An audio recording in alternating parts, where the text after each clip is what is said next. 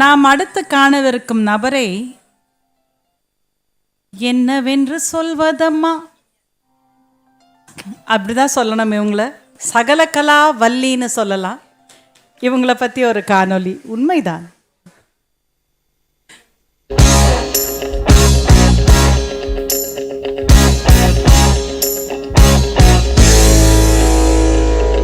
செங்கரும்பாகிய செவ்விதழ் மலர்ந்து புன்னகை தேன் சுரந்தாயே, வைதிக வாசினி வையக பூரணி அற்புத ரூபிணி அபிநய காமினியே, கருணை கடலே காமாட்சி. தொட்டனை தூரும் மணற்கேணி மாந்தர்க்கு கற்றனை தூரும் அறிவு. ஒரு மணல் கிணற்றை தோண்ட தோண்ட எப்படி நீர் பெருக்கெடுத்து வருமோ அதை போன்று கற்க கற்கத்தான் நமக்கு அறிவு பெருகும். அதுபோல அள்ள அள்ள குறையாத கலை களஞ்சியம் இவர். 1942 ஆண்டு நவம்பர் மாதம் 13ஆம் தேதி திரு ஸ்ரீனிவாசன் திருமதி கமலா தம்பதியினருக்கு மகளாக மதுரையில் மலர்ந்த மல்லிகை இவர். இவரது தனிச்சிறப்பே தனக்கு அறிமுகமான எல்லா கலைகளையும் கற்க வேண்டும் என்ற கலை ஆர்வமும், எதனை கற்றாலும் அதனை அப்படியே உள்வாங்கி அதனை தனது பாணியில் வெளிப்படுத்தும் திறன்தான். சிறு வயது முதலே படிப்பு, விளையாட்டு, ஆடல், பாடல் என அனைத்திலும் சுட்டியாக வலம் வந்த இவர் முறையாக பரதநாட்டியம், கர்நாடக சங்கீதம், தேவாரம், திருவாசகம் ஆகியவற்றை கற்றுத் தேர்ந்தார். கலகல சிரிப்பும் படபட பேச்சும் துருதுருவென சுறுசுறுப்பாக வலம் வரும் இவர் தான் இப்படி பல கலைகளை கற்றதற்கு அவள் மனம் விரும்பியபடி வளரட்டும், பெண்ணென்று அவளை கட்டுப்படுத்தாதீர்கள் என தன் தாயார் அளித்த சுதந்திரமே காரணம் என்கிறார். சென்னை பல்கலைக்கழகத்தில் வேதியியல் பாடப்பிரிவில் பட்டம் பெற்ற பின் திரு சங்கரன் என்பவரை கரம் பற்றி இல்லறத்தில் இனிதே இணைந்த இவர் அதன்பின் அவருடன் கல்கத்தாவிற்கு புலம்பெயர்ந்தார். இவர்கள் குடியிருந்த பொழுதும் அங்குள்ள பாரதியார் சபை, தமிழ் கழகம் ஆகியவற்றில் இவர் பேசவும் பாடவும் ஊக்குவித்தார். ஒருமுறை இவரது கணவருடன் ஒரு அலுவலக நிகழ்ச்சிக்கு உடன் சென்ற பொழுது யுனைடெட் நேஷன் ஐக்கிய நாடுகள் சபையின் கேர் அமைப்பை சேர்ந்தவரை சந்திக்க நேர்ந்தது. இவரின் பாடும் திறமையும் பேச்சு திறனை கண்ட அவர் தமிழில் சமூக விழிப்புணர்வு ஏற்படுத்தும் விளம்பர படங்களுக்கு வரிகள் எழுதி தருகிறீர்களா என கேட்க அன்று தொடங்கியது இவரது ஊடக பயணம். அப்படி தெளிந்த தமிழ் உச்சரிப்பிற்கு சொந்தக்காரரான இவர் விளம்பரங்களுக்கு வரிகள் எழுதத் தொடங்கி பின் தானே குரல் கொடுத்து பாடி அந்த விளம்பரங்களில் நடிக்கவும் செய்தார். அதனைத் தொடர்ந்து தூர்தர்ஷனில் தொகுப்பாளர் வாய்ப்புக்காக இவருக்கு தெரியாமலேயே இவரது கணவர் இவரது பெயரில் விண்ணப்பம் சமர்ப்பிக்க அதுவே இவர் தொலைக்காட்சியில் நுழைய காரணமாயிற்று. அவள் ஒரு நவரச நாடகம், ஆனந்த கவிதையின் ஆலயம், தழுவிடும் இனங்களில் மானினம், தமிழும் அவளும் ஓரினம். முதலில் திரைக்கு பின் குரல் மட்டும் தந்தவர் உலாவரும் ஒளிக்கதிர் எனும் பக்தி நிகழ்ச்சியின் மூலம் திரைக்கு முன் தோன்றி நம் எல்லோருக்கும் நன்கு பரிச்சயமான முகமாகவே மாறிவிட்டார். இந்த நவரச நாயகியின் நடிப்பு திறனை மேலும் வெளிக்கொணர்ந்தது இவரை தன் கண்டுபிடிப்பு என பெருமையுடன் அறிமுகப்படுத்திய இயக்குனர் இமயம் திரு கே பாலச்சந்தர் அவர்கள். அவர் இயக்கிய பிரபல தொலைக்காட்சி தொடர்களில் இவர் நடித்த கதாபாத்திரங்கள் இவருக்கு மிகுந்த பாராட்டை வாங்கி கொடுத்தவை.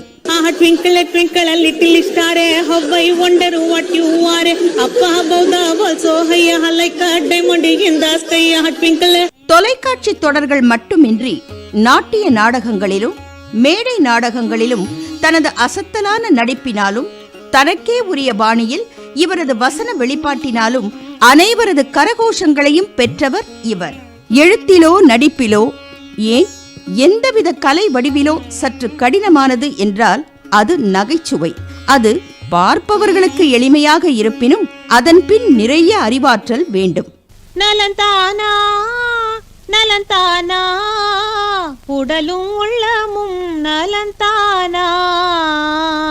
அப்படி பார்ப்பவர்களை மனதார சிரிக்க வைத்தபடியே பல கருத்துக்களை எளிதாக அவர் மனதிலே புகுத்தும் தன்மையை நிரம்ப பெற்றவர் இவர். நகைச்சுவை திறன் கொண்ட பெண் கலைஞர்களோ வெகு சிலர். அதில் அறிவுசார் நகைச்சுவைக்கு அறியப்பட்டவர் இவர். Hi Nice to see all of you. Yo, man. Yo.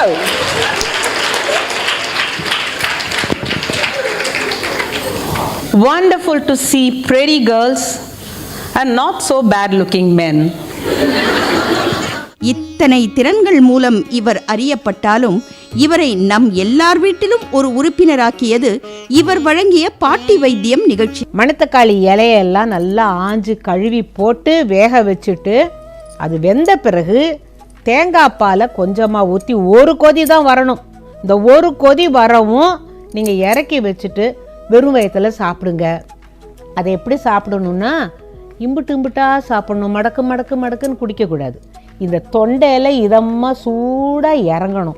எத்தனையோ ஆண்டுகள் தொடர்ச்சியாக தினமும் புது புது குறிப்புகள் வழங்கி வந்த இவருக்கு எப்படி இவ்வளவு தகவல்கள் கிடைத்தது என வினவினால், அந்த காலத்தில் தனது தாத்தா திரு கே சுப்பிரமணிய ஐயரே டாக்டர் ஆன போதிலும் ஒரு சிறு தலைவலி வந்தால் கூட அவரது பாட்டியார்தான் குடும்பத்தார் அனைவருக்கும் சமையல் பொருட்களை வைத்தே வீட்டு வைத்தியம் பார்த்து விடுவாராம்.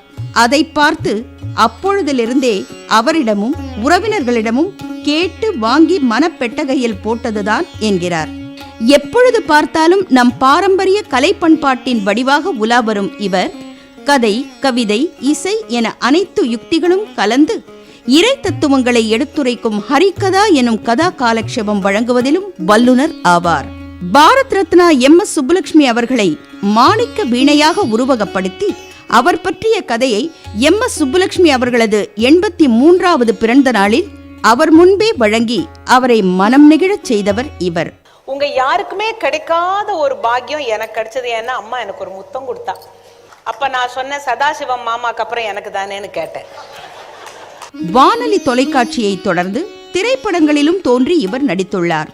அதிலும் பிரபு, விவேக், வடிவேலு அவர்களுடன் இணைந்து நடித்த மிடில் கிளாஸ் மாதவன், ஆர்யாவுடன் நடித்த உள்ளம் கேட்குமே, சிங்கீதம் சீனிவாசராவ் இயக்கத்தில் திரு கமல்ஹாசன் உடன் நடித்த காதலா காதலா, திரு சங்கர் இயக்கத்தில் ரஜினிகாந்த், ஐஸ்வர்யா ராயுடன் இணைந்து நடித்த எந்திரன் ஆகியவை குறிப்பிடத்தக்கவை.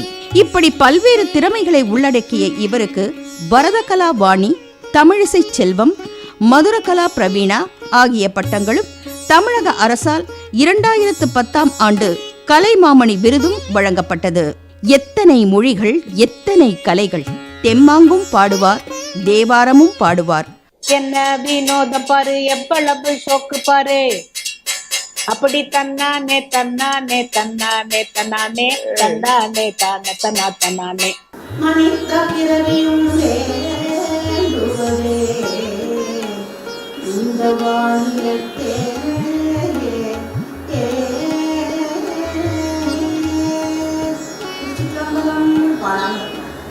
ஆங்கில பாடலும் பாடுவார், வங்காள மொழியிலும் பாடுவார். కర్రసప్పలేసుకొని కిర్రసాము చేసినట్టు మర్రి చెట్టు కీడలోనే కుర్ర గుంపు కూడినట్టు నా పాట చూడు, నా పాట చూడు, நாட்டு நாட்டு நாட்டு நாட்டு நாட்டு நாட்டு சுடு நாட்டு. பரதநாட்டியமும் ஆடுவார், பைலா நடனமும் ஆடுவார். நகைச்சுவையும் தெரியும், நாடகமும் தெரியும், சமையல் கலையும் தெரியும், தோட்டக்கலையும் தெரியும், அக்கால பாட்டி வைத்தியமும் தெரியும், இக்கால இன்டர்நெட்டிலும் நிகழ்ச்சி வழங்க தெரியும். இவருக்கு திரைக்கதை எழுதவும் தெரியும், ஹரிகதா காலட்சேபம் கூறவும் தெரியும். ஆண்டாளரங்கற்கு பன்னு திருப்பாவை பல்பதியம் இன்னிசையால் பாடிக் கொடுத்தாள். நற்பாமாலை பூமாலை சூடிக் கொடுத்தாளை சொல்லு. இது அது என தன்னை ஒரு கட்டத்துக்குள் அடைக்காமல் எல்லாவிதமான ஊடகக்கலை வடிவங்களிலும் வல்லவராக திகழ்ந்து அன்று முதல் இன்று வரை 80 வயதிலும் தொடர்ந்து நம்மை அசத்தி வருபவர்தான் உண்மையான சகலகலா வல்லி, கலை மாமணி திருமதி ரேவதி சங்கரன் அவர்கள்.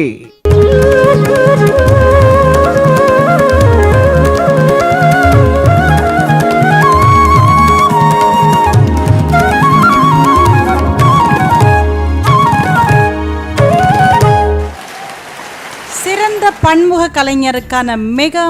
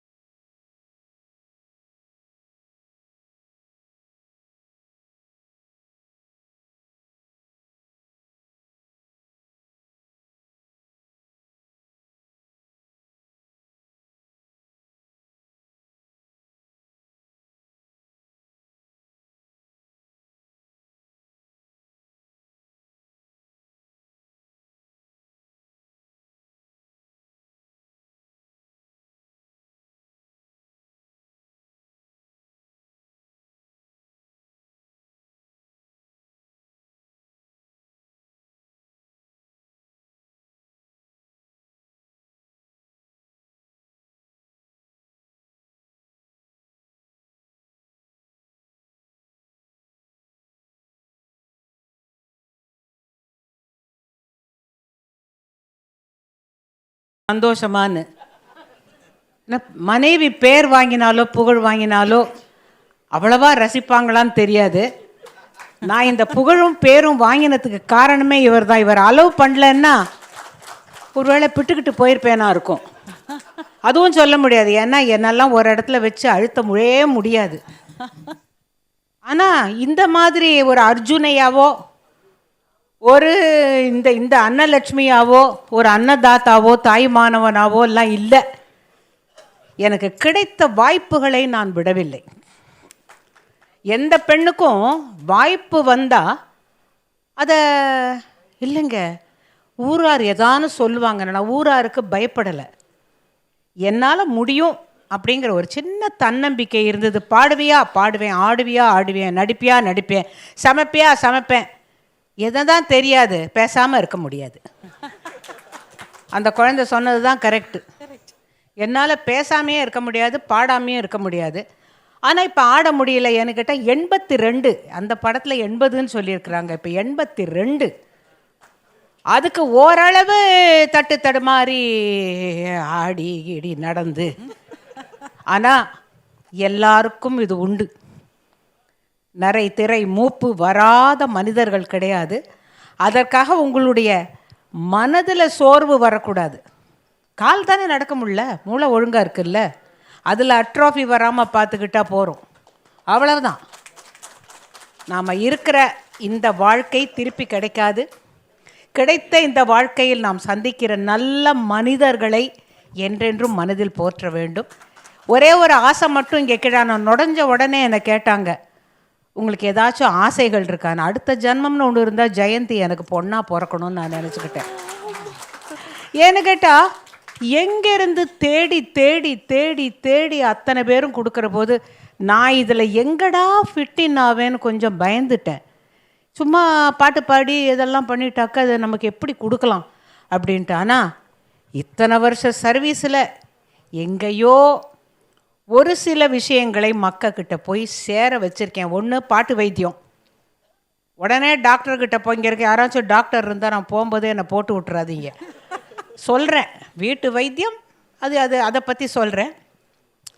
போகிற இடத்துலலாம் என்ன சொல்கிறேன்னா, மனிதன் என்பவன் தெய்வமாகலாம், உடலை தானம் செய்யும் போது வள்ளலாகலாம், உறுப்பை தந்து உயிரை காக்கும் தியாகியாகலாம், மறைந்த பின்பும் உதவுகின்ற நண்பனாகலாம்.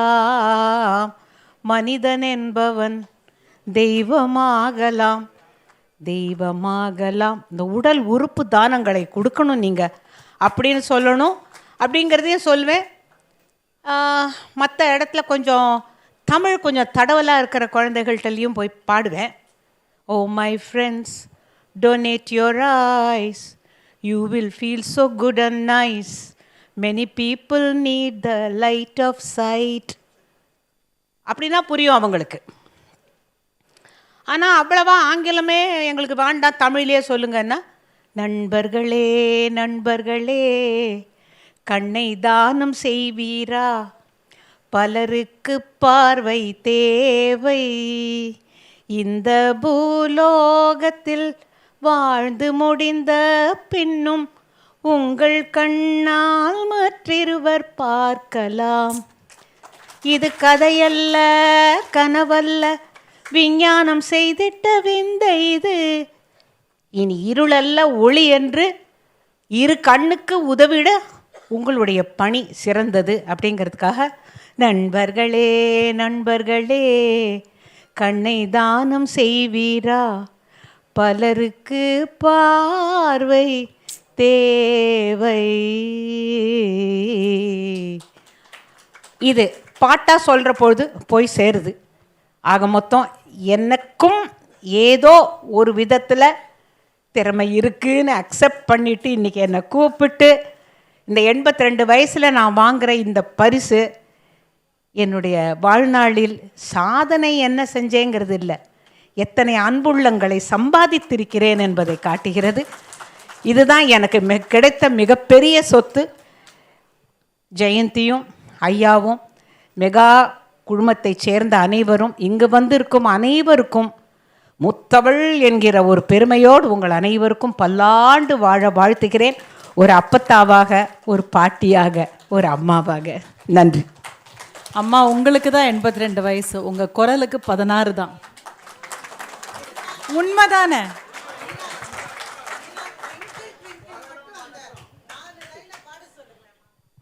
ட்விங்கிள் ட்விங்கிள் 4 லைன் பாடுவீங்களா? எந்த 4 லைன்? 4 லாங்குவேஜில் பாடுவீங்களா? யாராச்சும் என்ன வேணும்னு சொல்லுங்க. நலந்தானா பாடி முடிச்சாச்சு. அவருக்கு உடம்பு சரியா போச்சு. வடிவேலு இப்போ நல்லா ஆயிட்டாரு. நான் இப்போ நலந்தானான்னு போய் கேட்டால் என்ன உதச்சிருவார். சரி, இந்த ட்விங்கிள் ட்விங்கிள் லிட்டில் ஸ்டார் அது நான் கல்லூரி நாட்களில் மதுரையில் லேடி டாக் காலேஜில் படிக்கும் பொழுது கோமாளித்தனமாக செய்யப்பட்டது. அது கேபி சார் நீங்கள் why don't you do it அப்படின்னார். சார் நான் ஆல் இண்டியா லெவலில் பாடுவேன் சார், இதுதான் நான். அவர்கிட்ட போய் சார் ஆமாம் சார் பயப்படவே மாட்டேன். ஏன்னா ஏன் பயப்படணும்னு ஒரு இது அவருக்கு அந்த பயம் இல்லாமல் இருந்தால் தான் பிடிக்கும். சும்மா அந்த கூழ கும்பிடெல்லாம் போட்டால் அவருக்கு பிடிக்காது. சரி, ஒரு 4 லாங்குவேஜ் எடுத்துக்கோங்களேன் அப்படின்னார். நான் சொன்னேன் எந்த 4 லாங்குவேஜ்? உடனே நிழல்கள் ரவி தான் சொன்னார். முதல்ல மலையாளம் பாடுங்க, அப்புறம் தெலுங்கு பாடுங்க, தமிழ் பாடுங்க, என்னமோ சொன்னார். ஆனால் உங்களுக்கு என்ன லாங்குவேஜில் வேணும்? ஆரையா மலையாளம் விட ஆராണ് மலையாளம்? ஓ யார் அது ரொம்ப அவசியமாக மலையாளத்தை அழுத்தி பேசுறது?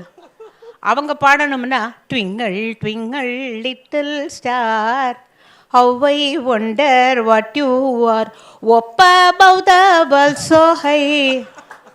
அப்புன்னு சொல்ல மாட்டேளே, ஒப்புன்னு இல்லை சொல்லுவேன். சரி, இப்போ தெலுங்குக்காரங்க இந்த சுஜாதா கேட்டாங்கன்னா அவங்க அம்மா ட்விங்க்ளூ ட்விங்க்ளூ லிட்டில் ஸ்டாரு ఏంటండి సరేనా? How I wonder what you ఆరు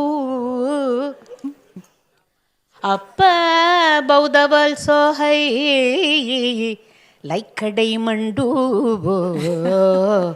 in the sky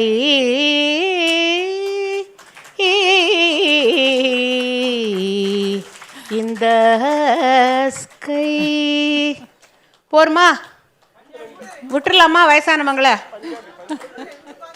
twinkle twinkle little ஸ்டாரே how I wonder what you are up above the world so high ஆஹா like a diamond in the sky twinkle ஆஹா twinkle ஓஹோ twinkle. சரியா? சந்தோஷமா? இன்னைக்கு வந்ததுக்கு வாங்கின விருதுக்கு இது ராதிகா சுர்ஜித்தோட கூட்டம் எனக்கு கைத்தட்டுதுன்னு நான் நினைக்கிறேன். இல்லை, உண்மையிலேயே நமக்கு என்ன திறமை இருக்கிறதோ அதை பாடுவதற்கோ பேசுவதற்கோ பயப்பட வேண்டாம். இதைத்தான் பாரதி சொன்னான். அவன் சொன்னது அச்சம் இல்லைன்னு. நேர்மையான எதுவுக்கும் நம்ம பயப்படவே வேண்டாம். இதுதான் நான் என்னுடைய வாழ்க்கையில் நான் கண்ட அனுபவம். இந்த அன்பில் நான் நெகிழ்ந்து போய் நிற்கிறேன். இனிமேல் பாட சொன்னால் பாட்டு வராது, காற்று வராது, அழுக வந்துடும். ஸோ மிக்க நன்றி. எனக்கு இந்த விருது கிடைத்ததுக்கு ரொம்ப சந்தோஷம். அதான் சொன்னேன், உங்களுக்கு எல்லாம் வாழ்த்துட்டேன். அவங்க சொன்னாங்க எனக்கு பேச வராது, ஆட தான் வரும்னு. கன்சல்டேஷன் ஃபீ வைப்பேங்க. பாட்டு வைத்தியம் ஃப்ரீ ஆகவா? போகும்போது சொல்லிட்டு போகிறேன் உங்களுக்கு. சரியா? சரி, நீங்கள் எல்லாரும் அந்த பாட்டு வைத்தியம் ஏன் அப்படின்னு சொன்னாக்கா, மறந்து போன ஒரு விஷயத்தை தூசி தட்டி கொடுப்பதற்கு ஒரு பொண்ணுத்தாயியாக நான் வரேன். இவர் தான் பொன்னம்பலம். இவருக்கு மீசையை வச்சு முண்டாசை வச்சு இங்கே ஒரு மச்சம்லாம் வச்சு அவரை கூப்பிட்டு மருதத்தமிழ் பேச வச்சு சாக மொத்தம் அங்கே நான் இயக்குனர் சிகரமாகவே இருந்து இவரை இயக்கி. ஸோ வாழ்க்கையில் எல்லாருக்கும் எல்லா வாய்ப்பும் வராது. ஆனால் வருகிற வாய்ப்பை தயவு செய்து விட்டுறாதீங்க. இங்கே நல்ல வெள்ளையாக சட்டை போட்டு நிறையா ஆண்கள் அழகாக உட்காந்துருக்கீங்க. உங்கள் வீட்டு அம்மாவுக்கு எதிலையான ஆசை இருந்துச்சுன்னா அதெல்லாம் வேண்டாம் அப்படின்னு சொல்லாதீங்க. அவளை இறகு முளைத்து பறக்க விடுங்கள். அதுதான் நீங்கள் பெண்மைக்கு தரக்கூடிய, அதுவும் இந்த மகளிர் தினத்தில் நீங்கள் கொடுக்கக்கூடிய ஒரே பரிசு, அவளுக்கு சுதந்திரம் கொடுங்கள். அவளுக்கு என்ன வேண்டுமோ அதுக்காக நான் சமையல் செய்யாமல் இல்லை, நான் பாதி நீ பாதின்னு பாட்டு போடாங்க, இது முக்கால் நான் கால் தான். அதையும் சொல்லணும் இல்லை, சமையலாகட்டும் எது எல்லாத்தையும் நாங்கள் பகிர்ந்துக்கிறோம். ஏன்னா வாழ்க்கைங்கிற நதி போய்கிட்டு இருக்கு. எனக்கு எங்கள் 2 பேருக்குமே கடல் தெரியுது. 82, 89 அப்படி இருக்கும்பொழுது என்ன இப்போ தோணுதுன்னா, இந்த நதி கடலில் போய் சேருவதற்கு முன்னாக 2 பக்கங்களிலும் பசுமையை நிரப்பிவிட்டு போய் சேரு, அப்போ தான் உன்னுடைய வாழ்க்கை அர்த்தமுள்ளதாக இருக்கும் அப்படின்னு நாங்கள் நினச்சி வாழ்ந்துட்டுருக்கோம். உங்களுக்கு யாரானு எத்தனை குழந்தைங்கள்னு கேட்டாங்க. எனக்கு பார்க்குறவங்க எல்லாம் என் குழந்தைங்கள், எல்லோரும் என் பேர பிள்ளைங்க. இதோ இன்றைக்கி இந்த ஸ்பூன் கரண்டி அன்னபூரணி இருக்காளே, கரண்டி கை, என் கை உலக்கை, அவளுடைய கை கரண்டியை போல் இவ்வளோண்டு ஒரு கை, அத்தனை பேருக்கு அன்னம் விடுறா. இந்த மாதிரி ஆளுகளெல்லாம் பார்க்குற போது நான் 5 அடி உயரம் தான், இப்போ இன்னும் கூனி குறுகி இவ்வளோட்டாக போயிட்டேன். நான் உண்மையில் எத்தனையோ கற்றுக்க வேண்டியது இருக்குது.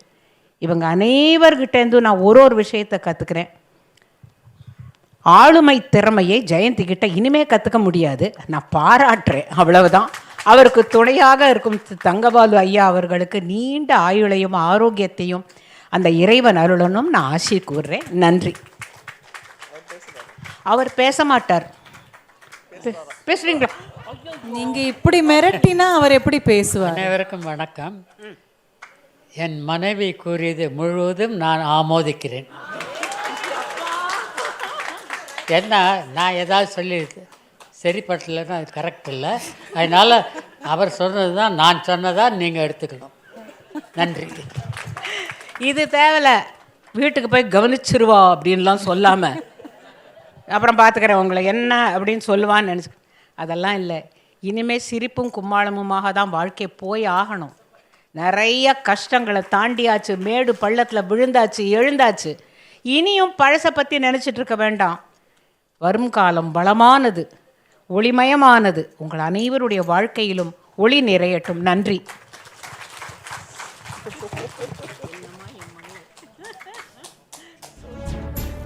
மிக்க நன்றிம்மா.